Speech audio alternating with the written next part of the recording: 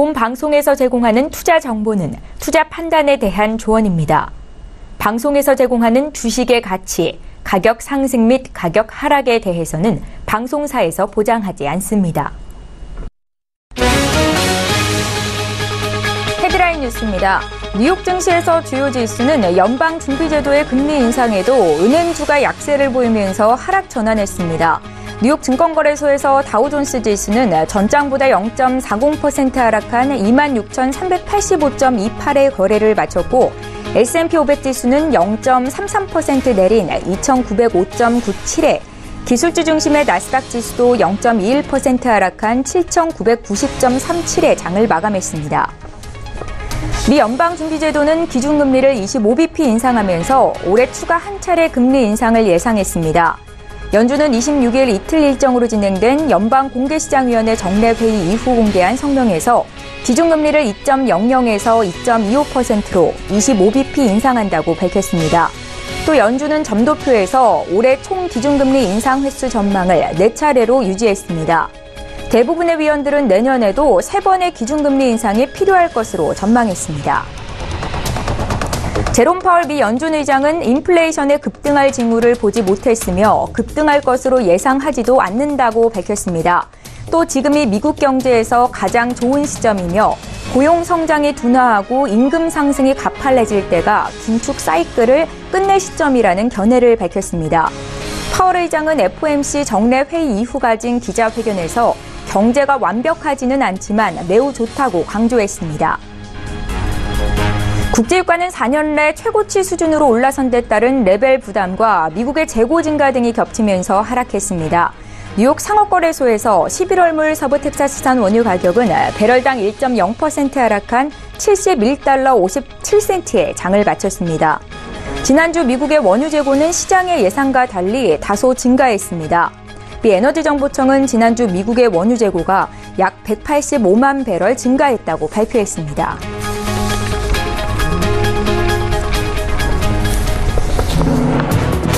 추석 연휴 잘 보내셨습니까? 출발 증시와이드 1부 시작합니다. 최은정입니다. 현지 시간으로 24일이었죠. 미국이 2천억 달러 규모의 중국 수입 제품에 대해 관세 부과를 강행시켰습니다. 그러나 시장은 의외로 좀 담담한 모습인데요. 우리가 쉬는 동안 미국 증시는 혼조세를 나타냈고 중국장은 반등하면서 상승세를 이어갔습니다. 자, 이런 가운데 오늘 새벽에 마감한 미국 뉴욕 증시가 장 막판 들어서 하락 전환하는 모습이 나타났습니다. 하락폭이 크지는 않았고요. 미 연준이 올해 들어서 세 번째 금리 인상을 단행했는데 시장이 예상했던 결과였습니다. 다만 연준의 스탠스가 다소 비둘기파적이었다라고 인식이 되면서 은행주가 약세를 보인 것이 증시에 하락 영향을 줬습니다. 오늘도 실증 일부 시간에는 증시에 영향을 미칠 다양한 이슈 분석 도와드리는 시간 갖겠습니다. 오늘 글로벌 시시각각 시간에는요, 앞서 전해드렸다시피 미 연준이 올해 세 번째 금리 인상을 단행했습니다. 또 12월에 한 차례 더 금리 인상이 있을 것이다라고 예고한 바 있는데요. 시장에 미칠 영향 볼 거고요.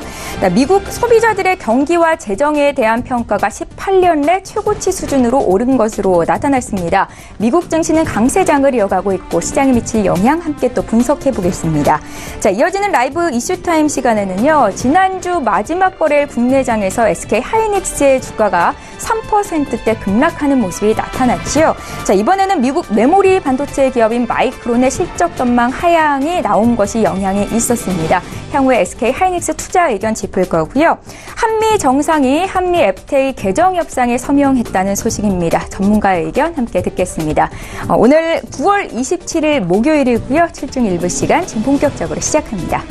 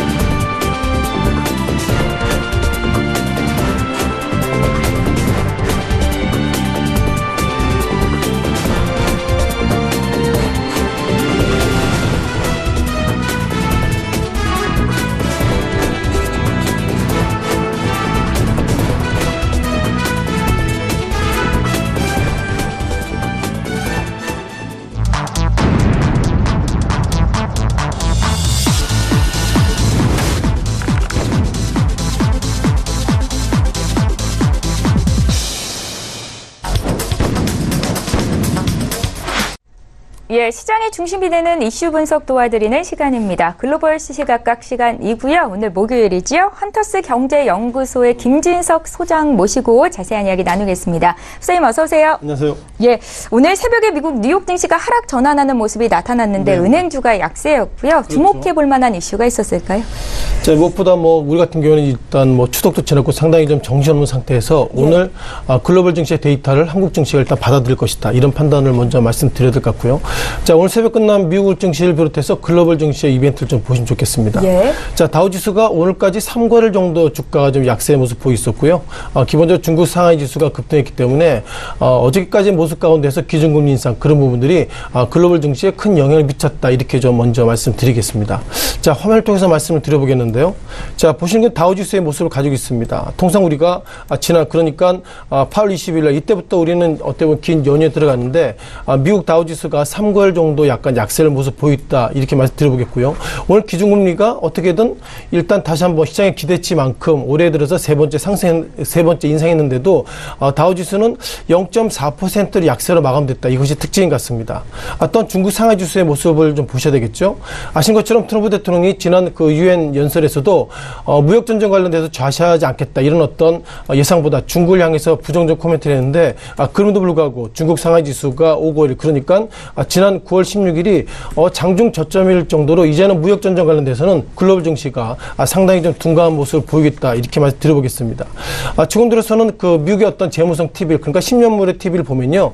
이제는 이것을 보면 이제 3%는 넘어서서 이제는 어떻게 보면 3.04까지 갔기 때문에 이제 시장의 기대치가 있는 것처럼 3%는 넘어서 그러니까 이제 미국이 기준금리를 계속 인상할 것이다. 그런 부분들을 10년물 통해서 다시 한번 확인할 수 있는 것 같습니다. 네.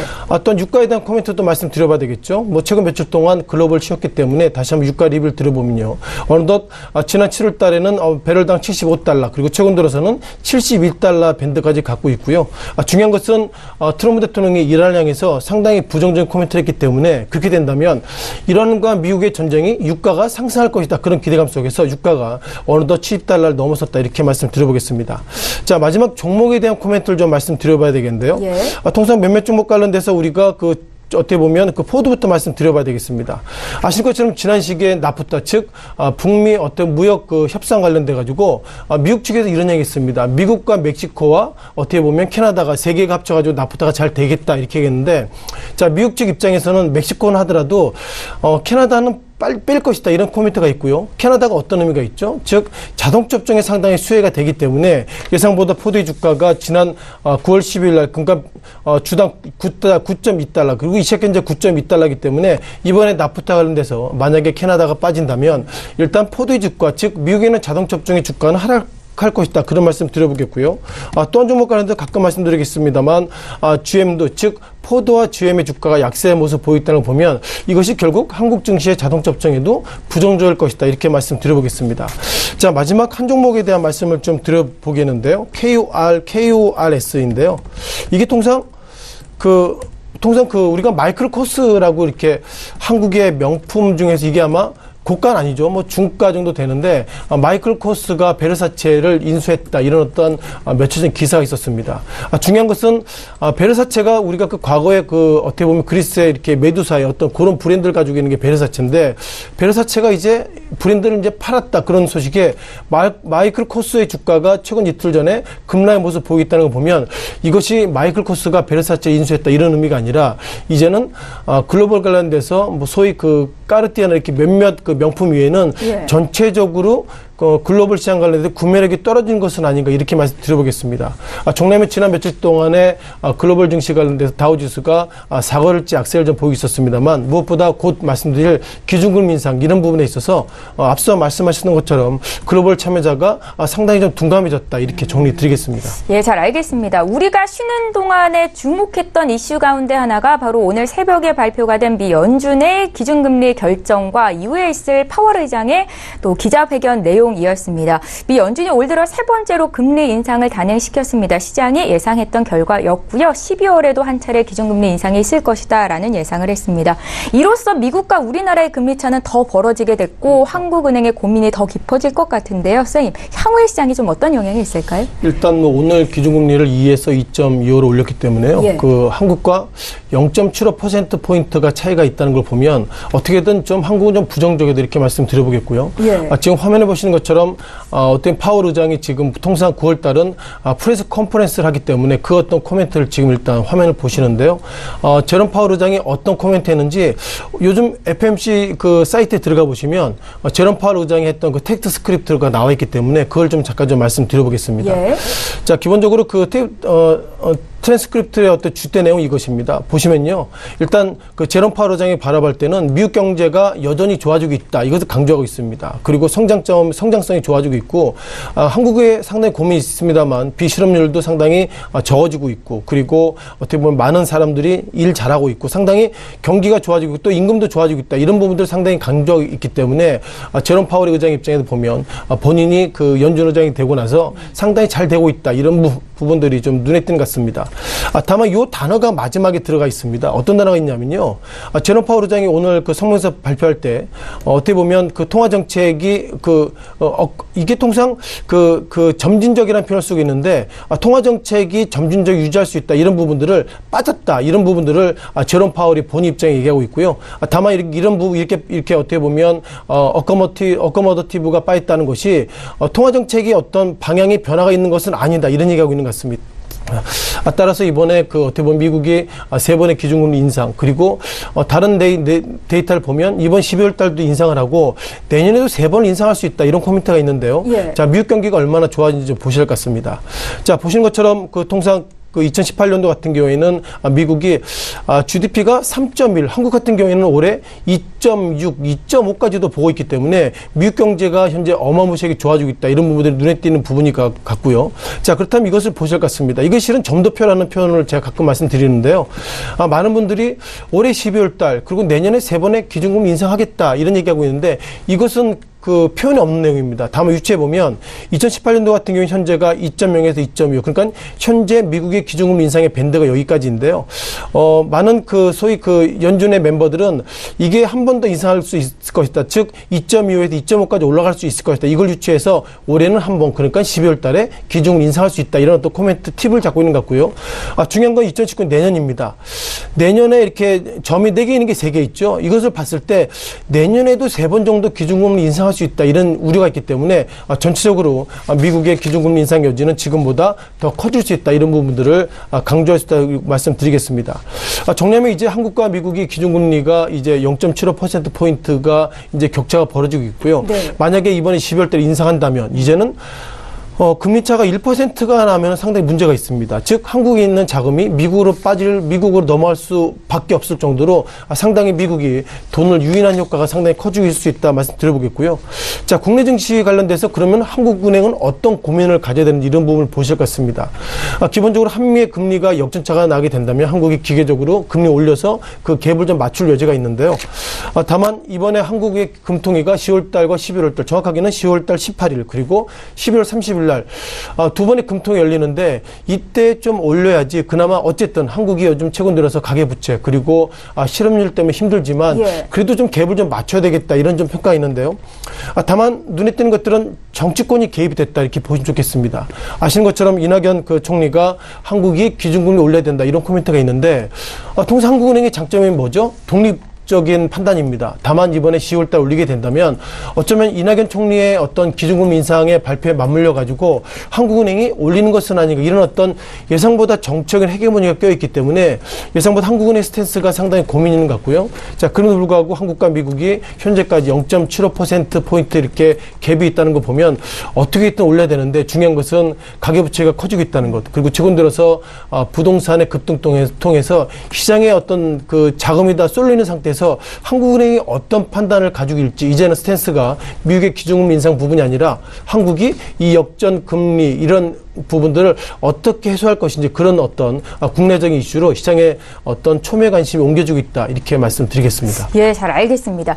최근에 미국 증시가 좀 조정을 받고 있기는 하지만 여전히 강한 모습이지요. 미국 소비자들의 경기와 재정에 대한 평가 역시 18년 내 최고치를 보이고 있다라는 소식입니다.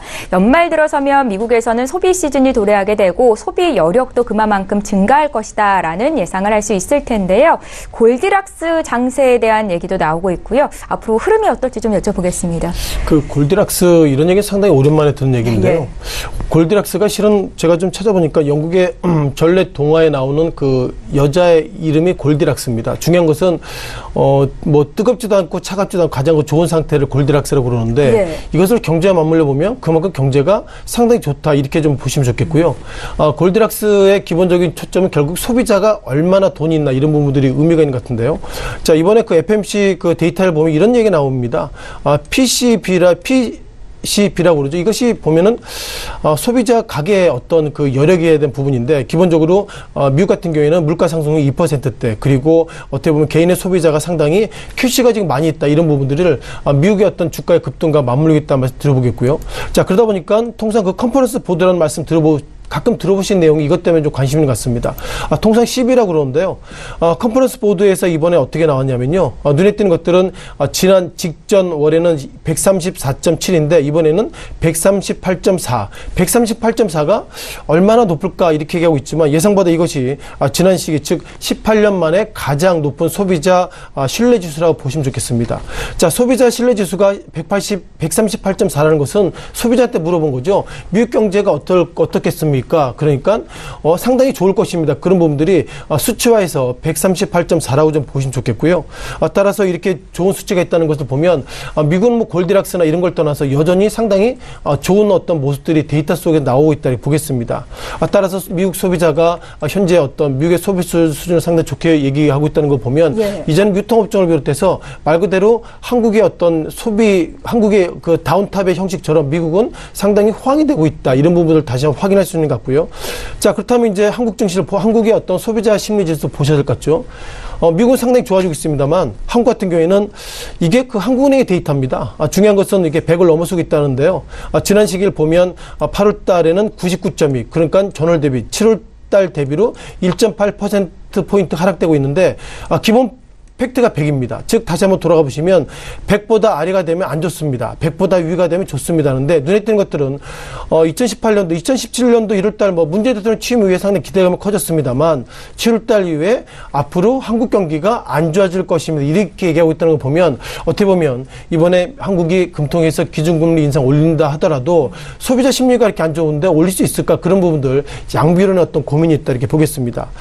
정리하면 이런 부분들 상당히 어려운 것 같고요. 중요한 것은 오늘 같은 경우 글로벌 증시 관련돼서 트럼프 대통령이 그 중국을 향해서 협상하자 이런 코멘트가 있었는데 중국은 미국을 향해서 나는 협상하지 않겠다 이런 얘기하고 있기 때문에 어쩌면 우리가 기준금리 인상을 떠나서 미국과 중국의 무역전쟁 관련돼서 이제는 미국을 넘어서 중국이 미국을 향해서 또 다른 무역전쟁을 하고 있기 때문에 이런 부분들이 글로벌 증시에 상당히 큰 스트레스라고 말씀을 좀 드리겠습니다. 예, 주 이슈 분석과 함께 시장에 미칠 영향까지 들려드렸습니다. 지금까지 헌터스 경제연구소의 김진석 소장과 함께했습니다. 말씀 잘 들었습니다. 고맙습니다.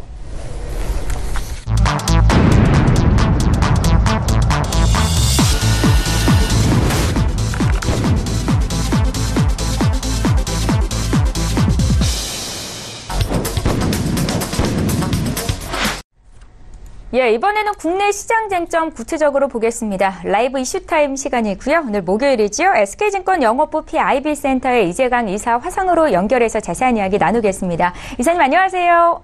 네, 안녕하십니까. 예, 연휴 잘 보내셨으리라 생각이 되고요.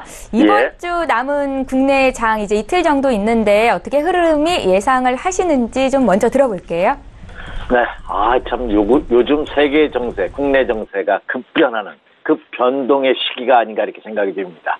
자, 추석 연휴, 모처럼 긴 연휴 여러분 편안하게 보내셨는지 모르겠는데요. 오늘은 목요일입니다만 월요일 같은 목요일이 되지 않을까 생각이 됩니다. 그만큼 오늘 많은 투자자분들 피로감도 있을 것이라 이렇게 생각이 되는데요. 말씀드린 바와 같이 지금의 장세는 급변동하는 그런 모습을 보여주고 있습니다.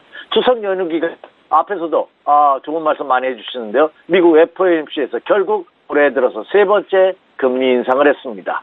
11년 만에 0.75%, 그는 1% 가까운 미국과의 금리 차를 보이고 있고, 사상 최고의 금리 차를 보였던 것이 1%였거든요. 우리나라가 그 1% 오히려 돌파 가능성도 있지 않느냐 하는 의견이 제시되고 있는 그런 모습입니다. 그로 인한 국내 증시에 대한 요동, 우리나라 시장은 예외적입니다만 아르헨티나를 포함해 일부 불안한 신흥국들의 자본이 가능성이 더 가속화되지 않을까 하는 우려감이 야기되고 있는 그런 모습이고요. 전통적인 우방이었던 영국과 프랑스, 러시아가 이란 제재 문제를 놓고 미국과 대립하는, 미국의 반기를 드는 이런 현상이 나타나고 있는 그런 모습이고요. 스웨덴은 지난 9월 초에 총선이 열렸었죠.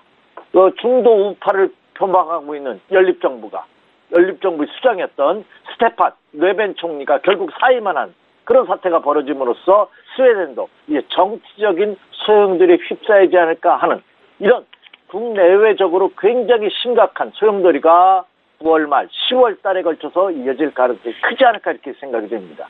주식시장도 정치와 뗄래야 뗄 수 없는 연관관계를 가지고 있고, 특히 외부 영향에 민감한 국내 증시의 경우는 더욱더 그렇지 않나 이렇게 예상이 됩니다. 그래서 지금의 장은 철저하게 전문가들에 의한 장세가 실현될 가능성이 높다 이렇게 말씀을 드립니다. 그럼 일반 투자자분들께서도 전문가와 똑같은 그런 식견과 견식 분석을 요구하냐, 그런 것은 아닙니다. 왜? 그렇게 되기도 상당히 어렵습니다. 저만 해도 30년 가까이 주식시장에 몸담았는데 일반 투자자분들께서 그와 같은 노하우를 따라가기에는 굉장히 어렵습니다. 그리고 저보다 더 유능한 많은 분들이 시장에서 분석하고 있고 참여하고 있다고 본다면 더욱더 어렵지 않을까 이렇게 예상이 됩니다. 그래서 제가 여러분에게 지금의 장은 철저한 전문가 장세라고 말씀드린 이유는 철저하게 확인 후 배팅하는 보수적인 매매 전략을 말씀을 드리고요. 그리고 철저하게 목표 스윙을 좀 짧게 가져가는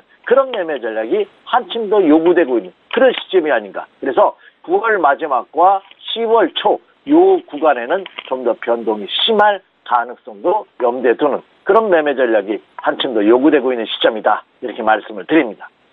예, 오늘장 구체적인 투자 전략은 잠시 뒤에 여쭤보고요. 저희 이슈 분석하겠습니다. 저희가 자주 드리는 질문 가운데 하나인데요. 이 미국의 메모리 반도체 기업이죠. 마이크론의 실적 전망 하향치가 발표가 되면서 지난주 마지막 거래일 국내장에서 SK 하이닉스의 주가가 3%대 급락이 나왔습니다.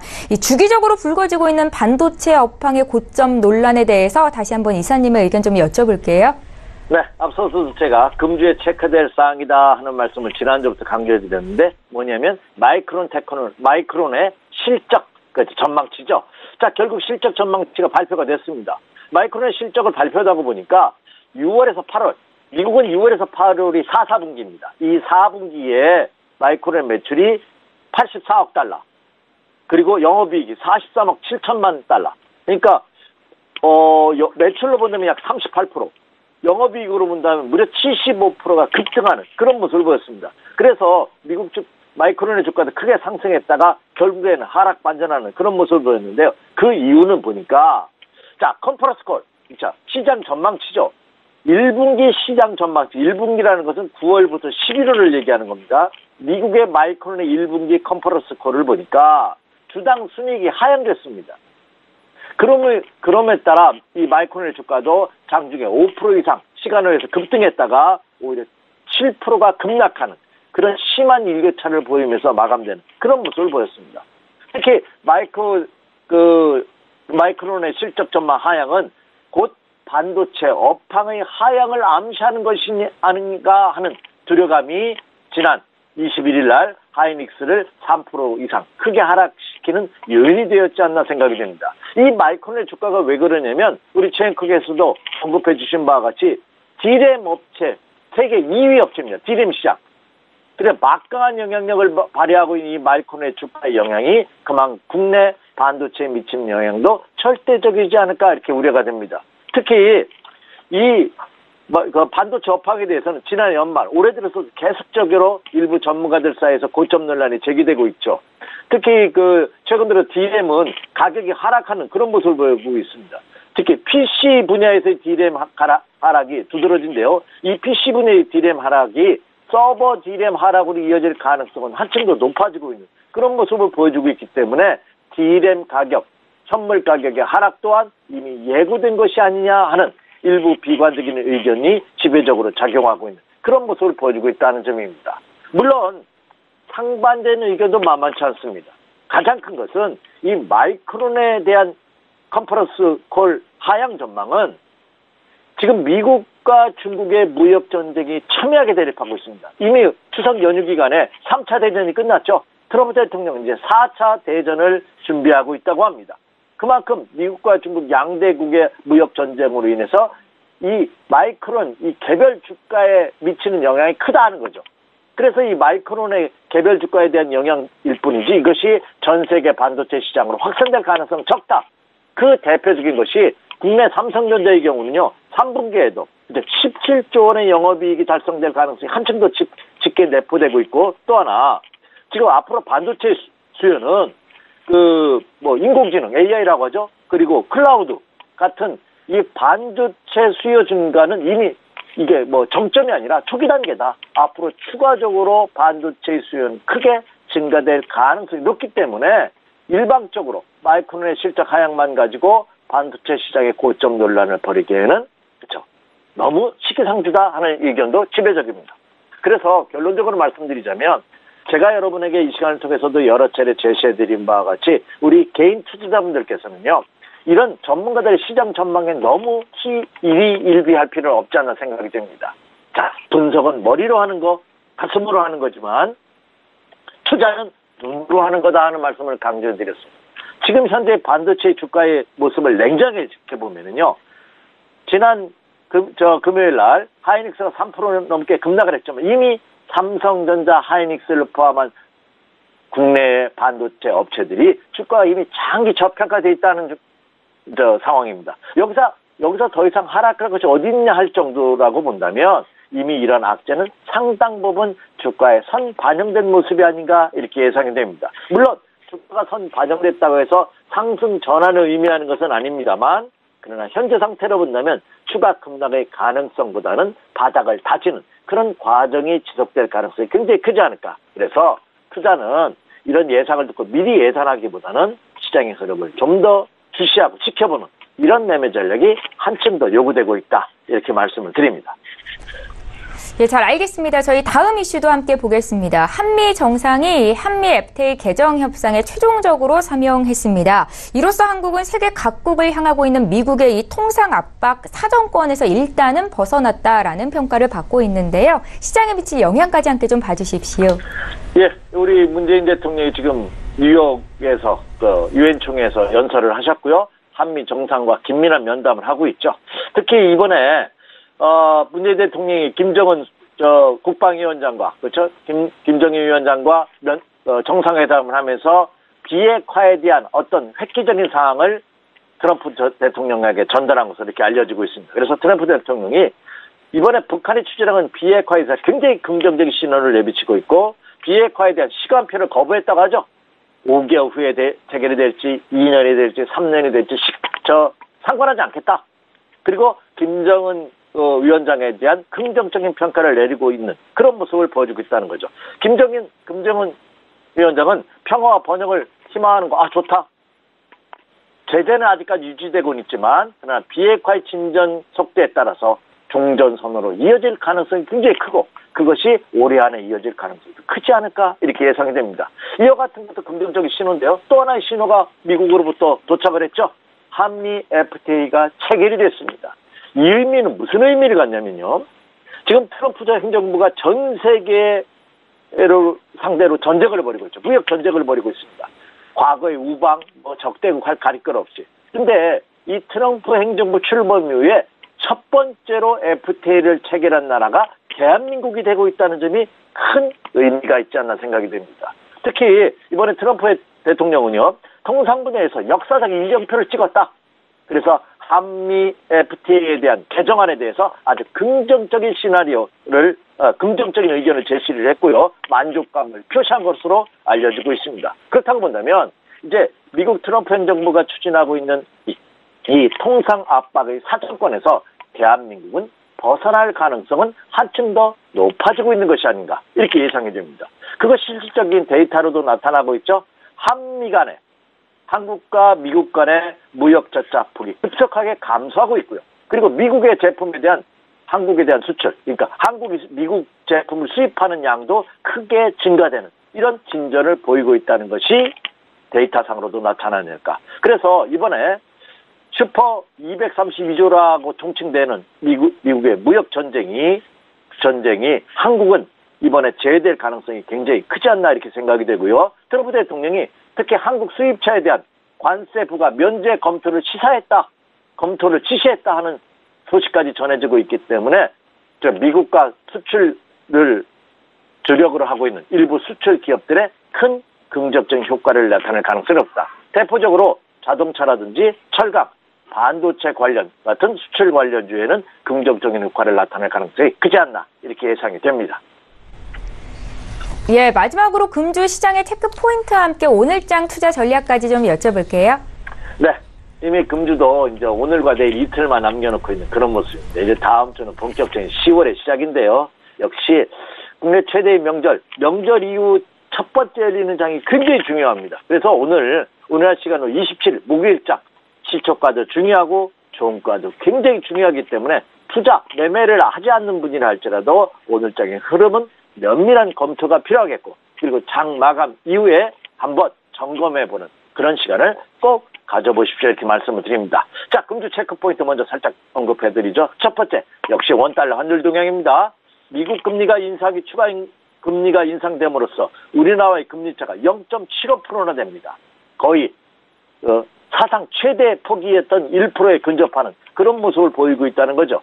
그래서 과연 우리나라 시장에서 외국의 자금들이 이탈할지 여부는 원달러 환율 동향을 지켜보는 것이 중요하다는 말씀 다시 한번 강조해드립니다. 지난 21일 원달러 환율 동향은 긍정적인 모습을 보였어요. 5원 10전이 하락을 했죠.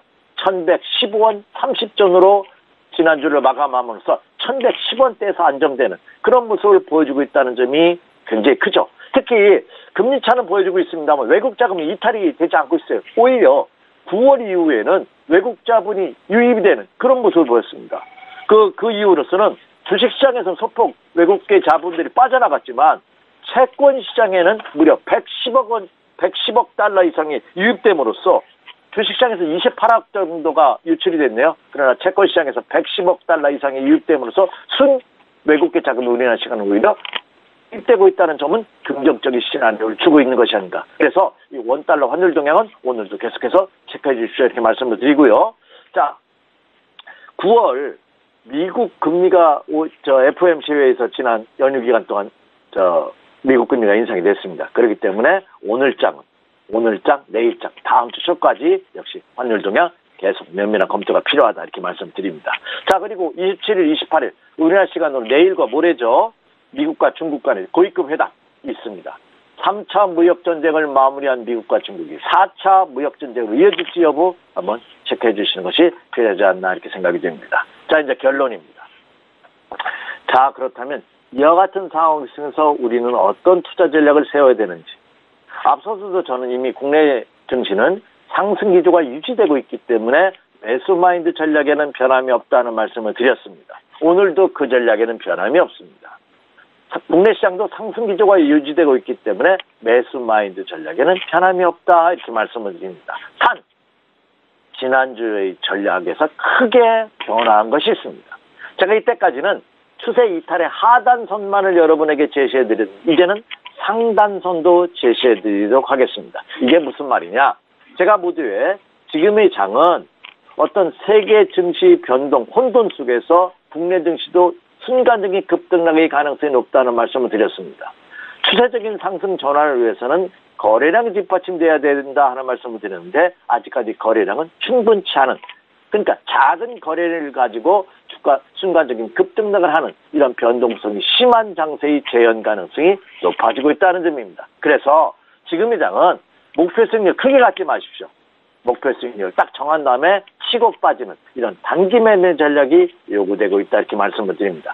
저는 최근 국내 시장의 하단과 상단법을 코스피 시장의 경우는 2314포인트에서 2400포인트에서 움직일 가능성이 높다고 보고요.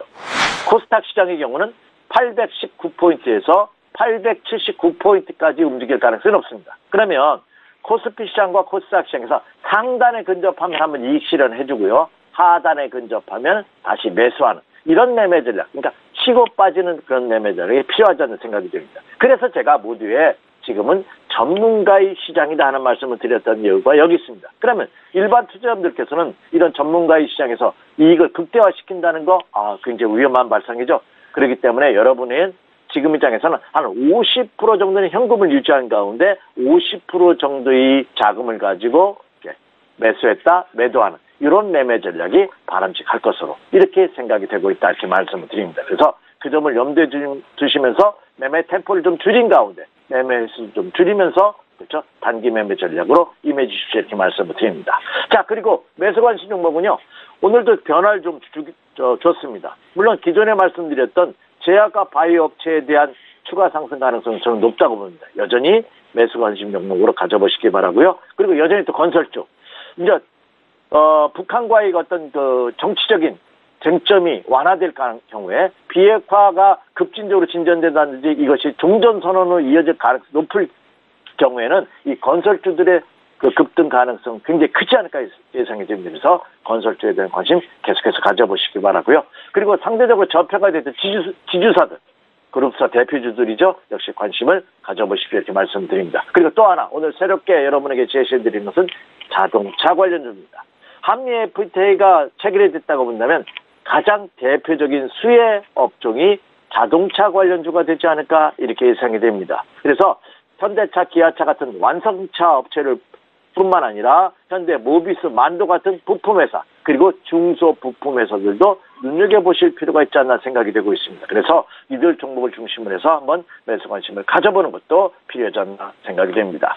다시 한번 정리해드리면 지금의 장은 그렇게 넉넉하지만은 않은 그런 장이 제한되고 있다는 점입니다. 그래서 본인의 능력을 감안하셔서 매매 비중과 매매 횟수, 매매 템포를 조절하실 필요가 있다 이렇게 예상이 되고요. 제가 말씀드렸던 업종과 종목을 중심으로 해서 그렇죠 매수했다가 목표선을 크게 가져가는 것이 아니라 여러분이 생각했던 목표가가 오면은 한번 이익실현을 해주는 그래서 다시 저점 매수 전략을 노리는 그래서 저점 매수와 고점 매도를 병행해야 되는 다소 어렵지만 그런 구간이 당분간 이어질 가능성이 높기 때문에 이 점을 염두에 두시면서 매매 전략을 세워주십시오. 이렇게 말씀을 드립니다. 이상입니다.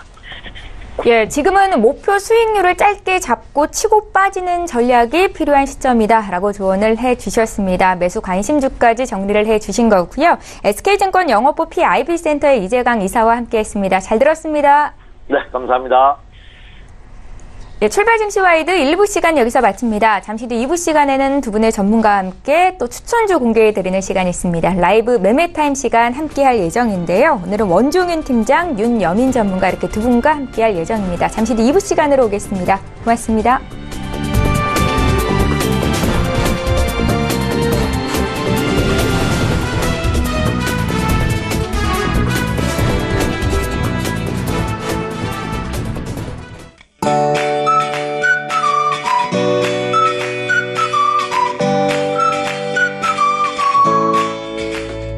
안녕하세요. K웨더 라이프스타일 예보 최씨입니다. 긴 연휴를 마치고 첫 출근길 대기 상태도 좋고 하늘도 맑아 쾌척하지만 강원 영동으로는 오전까지 비가 조금 오는 곳이 있겠습니다. 또 전국적으로는 아침 저녁으로 기온이 낮아 겉옷 꼭 챙겨 입으셔야겠는데요. 아침 기온 서울 13도 등으로 크게는 어제와 비교해 5도나 떨어졌고요. 한낮에는 햇볕이 강하게 내리쬐면서 24도까지 오르겠습니다. 건강관리에 유의하시기 바랍니다. 한편 제24호 태풍 짜미가 북상 중입니다. 태풍 짜미는 현재 강한 중형급 태풍으로 일본 오키나와 남동쪽 부근 해상에 위치해 있는데요. 앞으로 북상하면서 일본 쪽으로 방향을 틀 것으로 보입니다. 다만 태풍의 이동 경로는 주변 기압계에 따라 유동적인 만큼 앞으로 발표되는 기상정보를 적극 참고하시기 바랍니다. 다음은 자세한 지역별 오늘 날씨를 나절 예보를 통해서 살펴보겠습니다. 중부 남부지방 대체로 맑겠고 아침 기온 어제보다 크게는 5도가량이나 낮은데요. 낮 기온은 서울 24도로 높겠습니다. 강원 영동으로는 오전까지 비가 내리겠고 한낮에 속초, 강릉, 울진 20도로 어제와 비슷하겠습니다. 남부지방은 대체로 맑은 하늘과 함께합니다. 다만 한낮에 광주 25도까지 올라 큰 일교차에 유의하셔야겠습니다. 현재 동해남부 먼바다와 남해 먼바다, 일부 남해 동부 앞바다, 제주도 전해상에 풍랑특보가 발효 중입니다. 해당 해역에서는 물결이 매우 거셀 것으로 보여 항해하거나 조업하는 분들은 유의하셔야겠습니다. 여기에 너울성 파도도 우려되고요. 바닷물의 높이도 높은 기간인 만큼 저지대에서는 만주시 침수 피해가 없도록 대비하시기 바랍니다. 주말에도 대부분 지방에서 구름 사이로 청명한 가을 하늘을 만끽하실 수 있겠습니다. 날씨였습니다.